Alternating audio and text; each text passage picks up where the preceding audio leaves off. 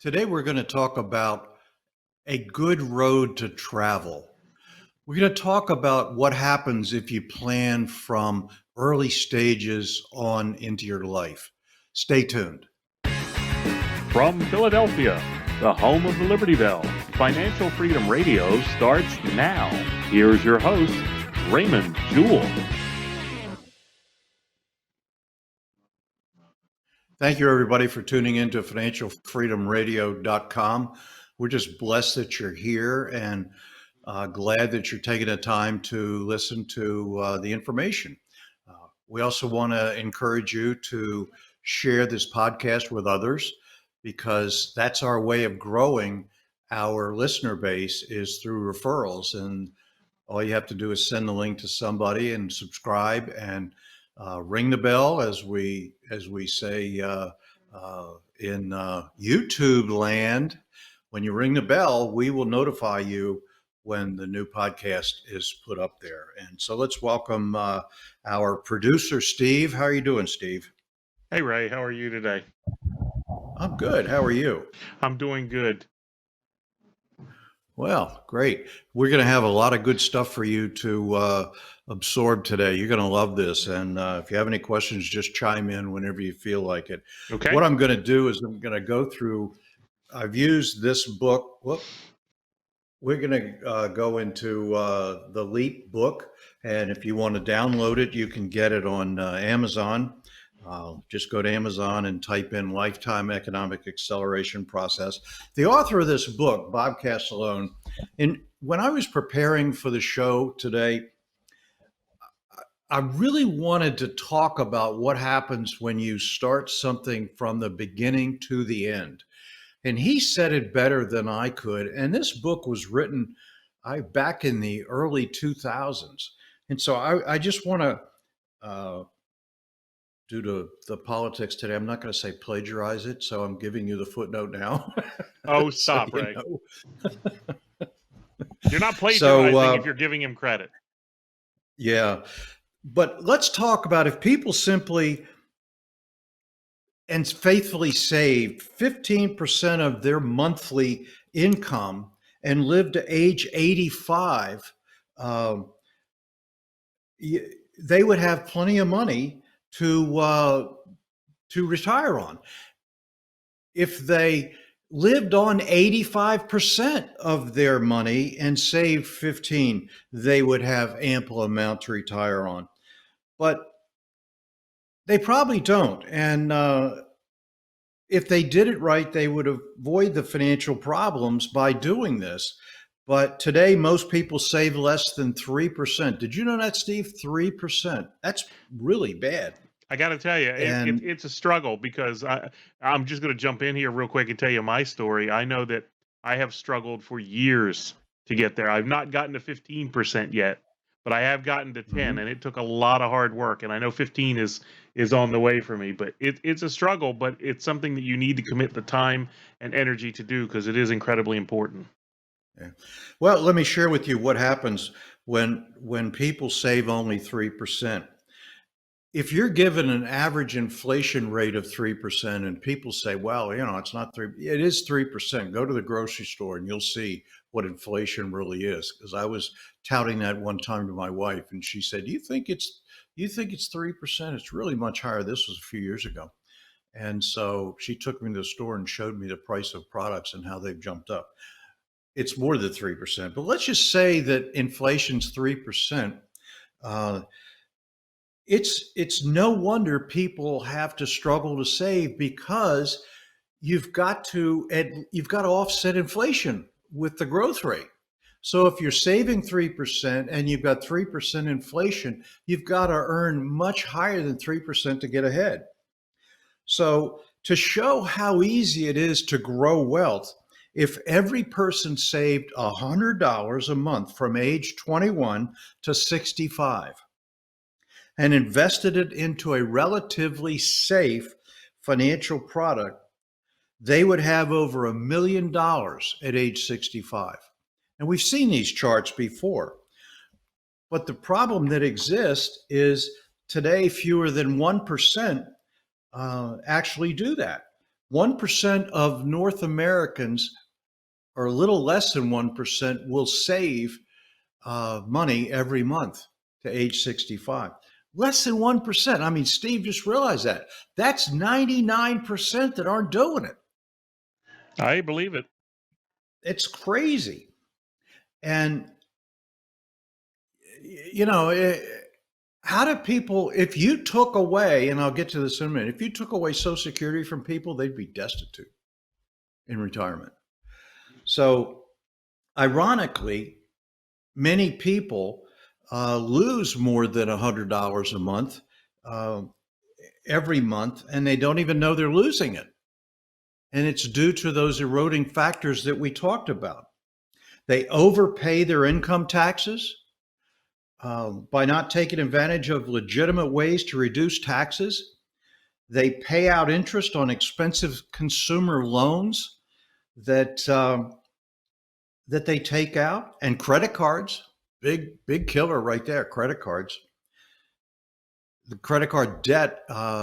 Actually, though, recently I saw a statistic where people are paying that down nowadays because the economy was so good. People were paying down credit card debt. Yeah, people are finally getting a handle on it. Yeah, they may structure their home mortgage in the wrong way and pay too much in monthly mortgage cost. You ever heard of paying your mortgage off early, where they ask you to pay on the back end, and you pay off principal, and when you pay that money into that mortgage, you lose control of that money.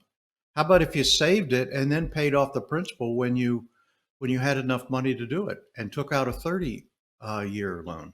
Anyway, we can get into all that later on when we start going into models. They often have the wrong type of insurance, overpaying premiums, another big one, or getting no return on their payments, and they settle for low yields on savings. You have a story to tell about savings, don't you? We've already told that story. There's no such thing as a decent return on savings anymore. Have they told you zero? No, when I signed up, it was 1.5%. Then it went to 1.3%, and I believe now we're at 1.05%. But they always end the email the same way. We're still the highest in the country. That says something. Yeah, crazy. They don't protect themselves from losing money in the stock market and tie up their money in retirement savings plan that cause a stress in other aspects of their financial lives. You've heard horror stories of people putting money away for retirement and then having to take out huge loans to pay off things and create amazing debt because they're saving for the future. So it's put stress on other parts of their lives. Does that make sense? Yep. And we find all of these problems even before we analyze their unnecessary expenditures for miscellaneous consumer products that become obsolete or never used. If you'd have told me in 2005 that I would have had a phone that was more powerful than the computer that they used to fly to the moon, or what do they say about this, Steve? It's more powerful than the first computer. I More have no powerful. idea. It's just amazing power. I would have laughed at you. And look at, we're having these video conference calls or video conference shows, and you're up in Delaware and I'm down here. How crazy I is think that? it's funny that with the phones, we were having this discussion at dinner the other night, how, we were trying to remember the name of an actor in a particular movie, and literally driving down the road, you can summon up your phone, find the answer to that question. Back when I was a kid, you would have just had to deal with the fact you didn't know the answer. Yeah. Yeah. And, sure, part of the freedom is being able to buy and enjoy what we want, but people need to think of the consequences of their spending and of their own family's financial well-being. How many times have you ever heard of somebody going out and buying an expensive new gadget at the expense of their family? It's crazy. Well over 50% of divorces today are directly related to money problems And if you ask any marriage counselor, they'll tell you that 50% of divorces due to financial problems. It doesn't have to be that way. Our economy flourishes at the envy of the world. I mean, we are the top economy. And look at what's happened with our president. He brought us from a really backslide into a current great economy. Yeah, we've had a downturn, but that's going to be fixed momentarily. And we'll be back to where it was. But if you took, as I said a few minutes ago, if you took away people's social security checks, we would have millions of elderly that were just destitute. They rely so much on that social security check that it's the main area of their retirement. And the other area is their home. So when they save in their mortgage, it's a big part of what they own as an asset, as money. And financial institutions have decided to try to go get that. Thank God they can't get a hold of the Social Security checks. The problem for over 35 years, and we've discovered this, is people's inability to save has two components. The smaller component is the lack of personal discipline. It does But take discipline. yeah, as you said earlier, the far larger component is a general lack of financial or economic education and the misinformation in the media and financial literature. We've talked about this before. When you were in high school, did you get any financial education? No, everything I You got were, was from my parents or self-taught. I was taught how to balance a checkbook. We weren't even taught that. Yeah, I was taught how to balance a checkbook. And it was in accounting that I was taught that. We had like home economics. A lot of guys could take home economics to get Yeah, we credits. just baked things there. But, so you took it. We made tiramisu. Oh God. But My son will get people. that joke. Oh, okay. Um, people. It's the greed factor. People are greedy, and they need to stop. So the reason I'm rehashing and going through all this, and we've talked about this in the past shows, is I desperately want people to figure out that they can get on the right track. And if you're 21 years old, or if you're young and you're listening to these shows, you should start now. Even if it's 50 or $100, just start putting it away now, because you only get one shot at this. You need to be on the right road. You need to get rid of that greed factor. There is a greed factor when it comes to saving and investing. I'm gonna take issue with that because I don't Bob Castellone's a great guy, but I disagree with him. I don't think it's greed. I would classify it more, and this is speaking from experience. To me, it's more instant gratification. I want what I want right now. It's the same reason that people get into credit card debt or any other kind of borrowed loan debt. I want what I want right now. I don't want to wait for it. That's not necessarily greed. That's just impatience and, like you said, self discipline. Yeah, well, uh, there I is a don't want greed more. factor. I don't think it's great. Greed to me implies you want more than, I got 10, now I want 20. I got 20, now I want 40. That's not what it is. It's here's a new shiny object. I want it now. I don't want to save the money and wait 6 months to get it. I want it now. That's not, to me, that's not greed. And maybe we're arguing semantics. Well, no, to your point, uh, instant gratification is a big problem. But people go into the stock market and they want wealth right away. They want to be at the top yesterday. They want their stocks to pay. They want to become rich and do it quickly. That's greed. That's not instant gratification. Yeah, that I'll agree with. I dabbled in Forex for a while, and I got the heck out of that for that very reason. It's like I put money in and I lost it, and I got frustrated. I'm like, I'm supposed to be rich overnight. That is greed. Yeah.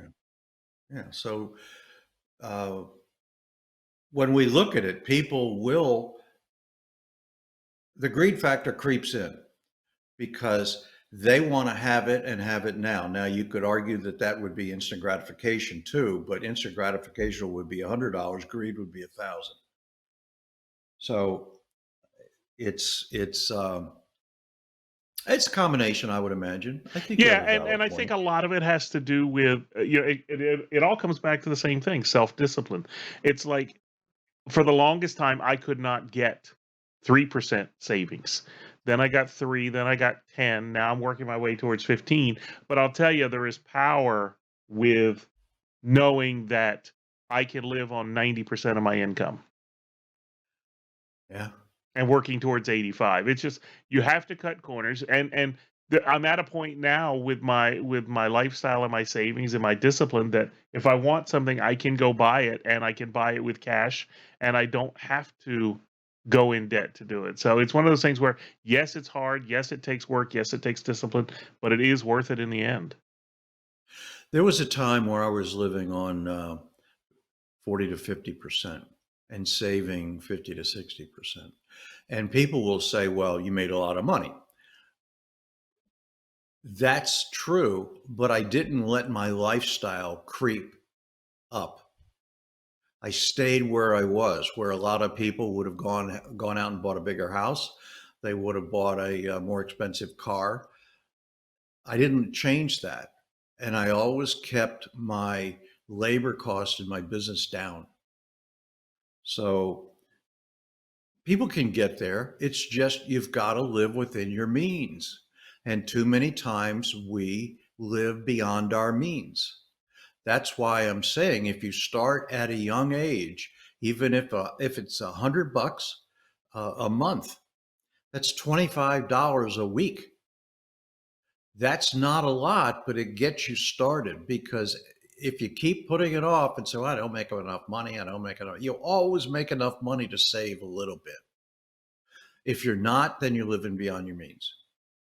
And in our world, in the country we live in, instant gratification and the greed factor is alive and well. Everybody wants to get rich, but they're not willing to put in the time. You can't get rich overnight. It doesn't happen. So the reason for financial failure, people can't be, they can't expect instant gratification. Uh, Financial failure can't be simply that people are greedy or that they don't plan or that they don't save. Even people who create financial plans and who do save often fail to establish any significant amount of wealth. The problem is that people are not taught how to properly build wealth and protect it. They are also manipulated by the media and financial institutions to do what is expected.